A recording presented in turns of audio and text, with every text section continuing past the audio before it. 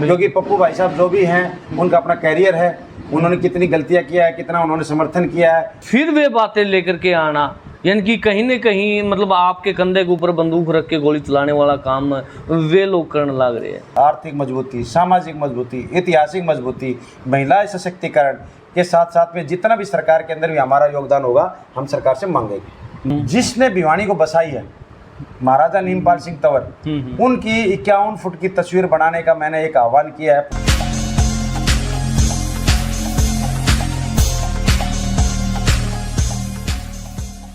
भाई फिलहाल जो है आप सब ने बेरा हुआ, जितने भी राजपूत प्रतिनिधि है, जितने भी राजपूताना है, सभी को पता होगा चरखी दादरी भिवानी राजपूत प्रतिनिधि सभा का चुनाव जो है चल रहा है।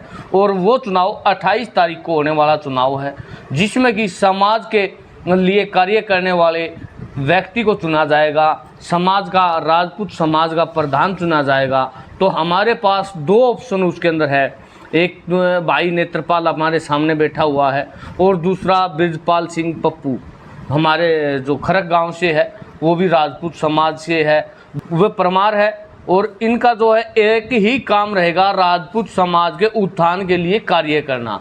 तो उसके लिए जो है आज हमारे साथ में नेत्रपाल जी जुड़े हुए हैं, तो नेत्रपाल जी से बातचीत करते हैं। आज तक उन्होंने क्या कुछ राजपूत समाज के लिए किया है और आगे वे क्या कुछ राजपूत समाज के लिए करने जा रहे हैं। तो भाई राम राम। राम राम भाई। और कैसे हो? एकदम बढ़िया भाई। तो फिलहाल जो है आप राजपूत समाज के जो है भिवानी चरखी दादरी के प्रधान पद के दावेदार हो, तो क्या कुछ आज तक आपने राजपूत समाज के लिए क्या किया है? सबसे पहले तो भाई मंजीत के जो चैनल पे जो साथी देख रहे हैं उन सभी को मेरी तरफ से सादर नमन, और पूरे राजपूत समाज को और सर्वजातीय को मेरी तरफ से अभिनंदन है, स्वागत है। भाई जैसे आपने पूछा है कि जो हरियाणा राजपूत प्रतिनिधि सभा चरखी दादरी और भिवानी का जो इलेक्शन चल रहा है, बिल्कुल इसमें प्रधानी पद के लिए हम 2 दावेदार हैं, जिसमें एक मेरा नाम है और दूसरा आदरणीय अपने पप्पू भाई साहब हैं जो कि खरक से है। देखिए मैं तो जब से रिटायर हुआ हूँ, मैं अपना परिचय दे दूं आपको, मैं नेत्रपाल तंवर टाइयान पाना भिवानी से एयरफोर्स में 20 साल की सर्विस करके आया हूं और अभी हरियाणा सरकार के अंदर इरिगेशन डिपार्टमेंट में एज ए क्लर्क जॉब भी कर रहा हूं। और पिछले 6-7 सालों से जब से मैं भिवानी में आया हूं भाई, समाज के साथ जुड़ा हुआ हूं। और मैंने अपनी एक जो संस्था बनाई थी राष्ट्रीय सम्मान ट्रस्ट, उसके माध्यम से बहुत ही बढ़िया तरीके से समाज में जुड़ा हुआ है। और हमने शहीदों के लिए, महिलाओं के लिए, बच्चों के लिए इस तरह से अनेक कार्यक्रम किए हुए हैं। और यदि मैं आंकड़े के हिसाब से बताऊं तो कम से कम 217 प्रोग्राम मैं पूरे समाज के अंदर पिछले 6 साल में कर चुका हूं। और राजपूत समाज की रही बात, तो इसमें मैंने जब भी मौका मिला है, चाहे वो कैथल प्रकरण के बारे में हो, चाहे क्षत्रिय महासम्मेलन भिवानी करने के बारे में हो, या कोई भी जयंती में हो, जितना भी मेरे से बन पाया है मैंने पूरा सहयोग किया है और अपने समाज के साथ मिलकर तन मन धन से कार्यक्रम को किया है। जी भाई। तो आगे अगर हम बात करें तो राजपूत समाज के लिए क्या कुछ योजनाएं आपने बनाई है, क्योंकि प्रधान पद के दावेदार हो, कल प्रधान चुने जाओगे, तो क्या कुछ योजनाएं है राजपूत समाज के लिए जिससे कि राजपूत समाज का उत्थान हो, राजपूत समाज का नाम हो? आजकल आप देखने लग रहे हैं, हाँ सभी देखने लग रहे हैं, कहीं राजपूत सम्राट के जो इतिहास है उनके इतिहासों को चोरी किया जा रहा है, कहीं कुछ राजपूतों को लेकर के अभद्र टिप्पणियाँ की जा रही है, और हमारा राजपूत समाज फिर भी साइलेंट, हमारे राजपूत नेता फिर भी साइलेंट बैठे हुए हैं। देखिए मंजीत भाई, जिस तरह से यदि आपको पता होगा कि जब मैं ये इलेक्शन मोड में आया, हमारे हरियाणा छत्तीसगढ़ जो ये इलेक्शन जो चल रहा है, इसमें मैंने अपना 30 सूत्रीय एक विजनरी मैनिफेस्टो जारी किया। ये पहली बार हो रहा है कि हमारे समाज के अंदर इतनी जागरूकता है कि हम इस छोटे से इलेक्शन को भी इतना सीरियस लेकर के चल रहे हैं कि हम क्या क्या प्लानिंग करें अपने बच्चों के लिए, महिलाओं के लिए, समाज के लिए। तो ये हमने प्रोग्राम किया हुआ है, 30 सूत्रीय एक विजनरी मैनिफेस्टो है। यदि आप चाहो तो मैं आपके चैनल पर दिखा भी सकता हूँ।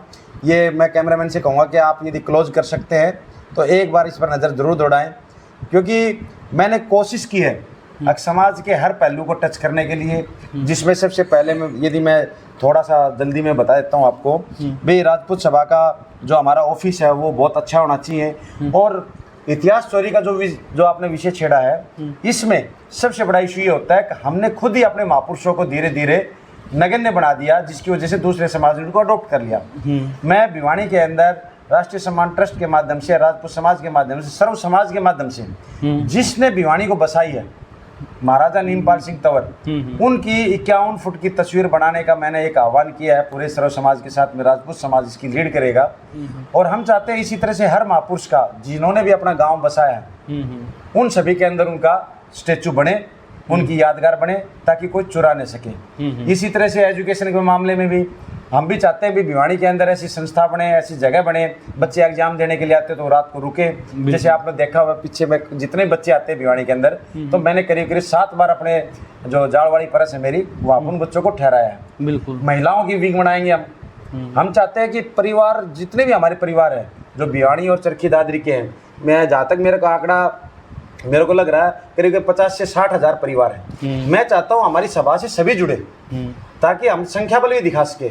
जब तक किसी संख्या बल नहीं होता मंजीत भाई, कोई हमको वेटेज नहीं देता, न हमारी पॉलिटिकल विल पूरी हो पाती है और न ही किसी तरह की हम अपनी बात रख सकते हैं। तो हम चाहते हैं कि 30 सूत्रीय कार्यक्रम यदि मैं जैसे जनता को बता रहा हूँ, जैसे अपने भाइयों को बता रहा हूँ, उसके माध्यम से यदि हम आगे बढ़ेंगे तो नेचुरल है कि जो हम चाहते हैं सरकार से हर तरीके की हमको सरकार से मदद मिलेगी और राजपूत समाज बहुत बढ़िया तरीके से आगे बढ़ेगा।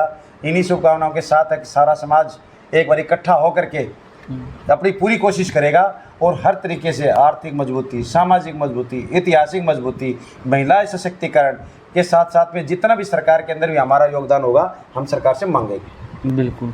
तो उसके साथ में ये फिलहाल जो है 2-4 दिन से जिस प्रकार चुनाव आया तो हम देखने लग रहे हैं कि भाई हमारे काफ़ी व्हाट्सएप ग्रुप भी है राजपूत के, तो उनके अंदर ब्रजपाल सिंह पप्पू को लेकर के मतलब कई जो है 1-2 व्यक्ति है जिन्होंने मतलब उनके ऊपर टिप्पणियां की है, मतलब उनको नीचा दिखाने की कोशिश की है। क्या कुछ उनके बारे में कहना चाहोगे आप? देखिए, ये मैं निवेदन करना चाहूँगा सभी अपने राजपूत बंधुओं से, क्योंकि ये अपने परिवार का अपने ये कह सकते हैं कि उनके ऊपर संदिग्ध आरोप भी लगाए जा रहे हैं।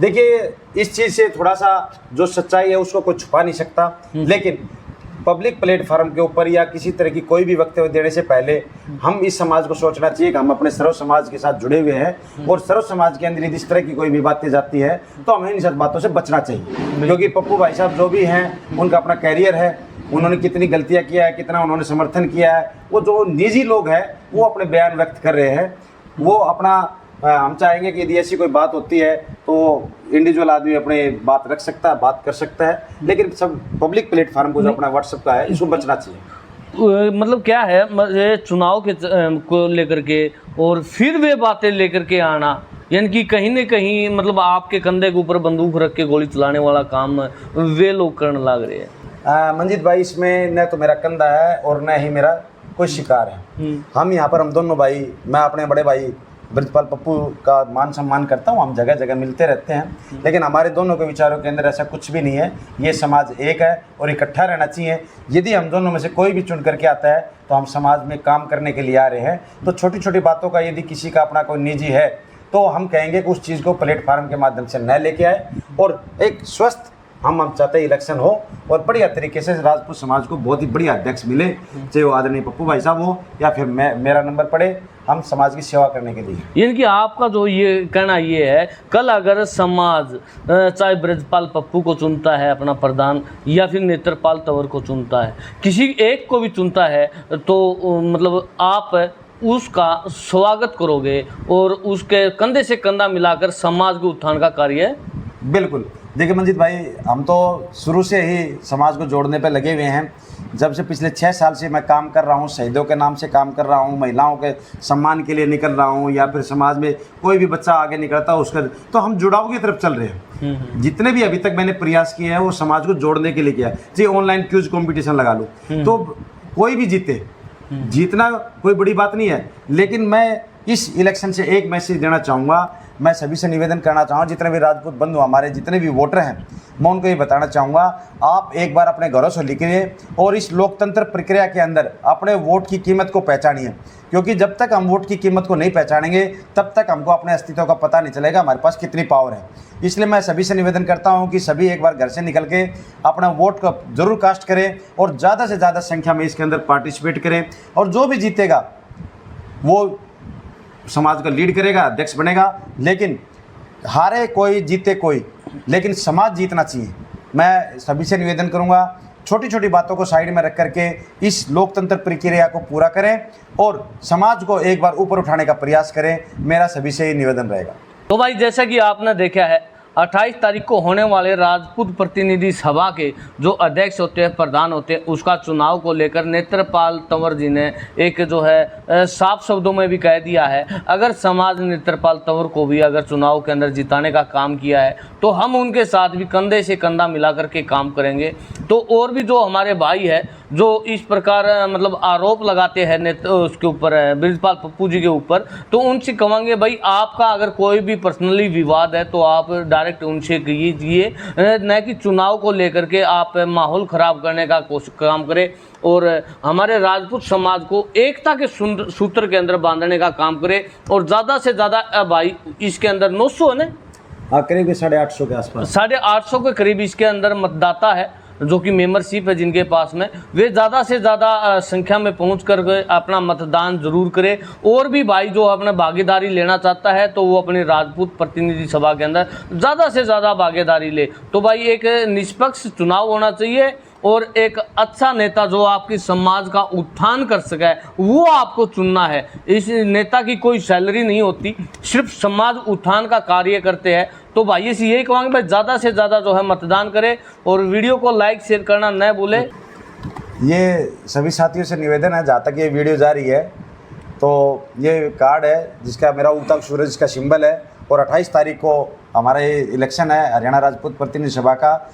राजपूत धर्मशाला भिवानी के अंदर रोहतक गेट पे चुनाव होगा सुबह 9 से लेकर शाम को 4 बजे तक। यदि आप सभी को लगता है कि उस चुनाव के प्रक्रिया के अंदर हमको भाग लेना चाहिए और बढ़ चढ़ कर भाग लेना चाहिए, समाज में स्वच्छता आनी चाहिए और अच्छे तरीके से ये प्रक्रिया पूरी हो, तो आप सभी वोटरों से अपील है आप सभी अपने घरों से निकलें और इस चुनाव प्रक्रिया के अंदर भाग लें। जय हिंद, जय भारत, वंदे मातरम।